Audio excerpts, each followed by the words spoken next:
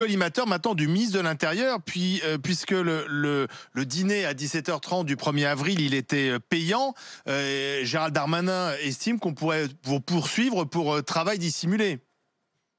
Ah, mais écoutez, moi j'ai beaucoup de respect pour Gérard Darmanin, que j'aime beaucoup d'ailleurs. Et aucun problème là-dessus. Moi, j'ai pas fait de soirée payante, je n'ai rien fait payer. Moi, j'ai mis à disposition mon lieu. À partir de là, chacun son job, chacun sa vie. Moi, je n'ai pas fait de soirée commerciale. J'ai simplement ouvert le palais pour organiser une visite avec Christophe Leroy. C'était une visite napoléonienne justement pour ouvrir le palais à partir quand il n'y aura plus de distanciation, etc. Vous savez, je suis au théâtre aussi en ce moment avec Olivier Lejeune. J'ai un spectacle sur Brassens. On ne peut pas jouer.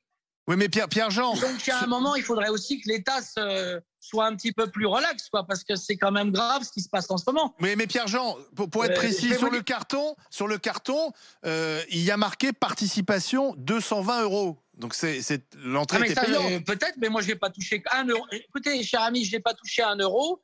Je n'ai absolument pas fait la promotion de cette soirée. On m'a demandé de présider cette soirée. Je préside cet après-midi qui était pour moi dans mon esprit pour lancer le Palais Vivienne et les visites du Palais Vivienne. C'est d'ailleurs pour ça que j'avais demandé à ce que ce soit à 17h30, dans les règles du couvre-feu.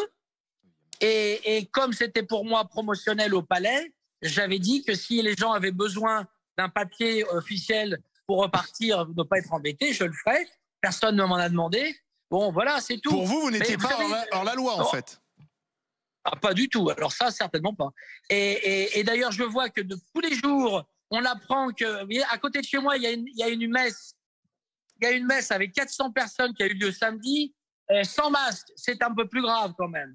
J'ai appris qu'il y avait des barbecues clandestins avec 80-100 personnes. Il y a des rêves parties dans des appartements avec 50, 60 personnes dans tout Paris. Des soirées libertines partout. Alors ça, excusez-moi, c'est faux. Alors je ne souhaite pas, je ne veux pas parce que je suis quelqu'un de connu, quelqu'un de populaire, je ne serai pas le capitaine du Titanic.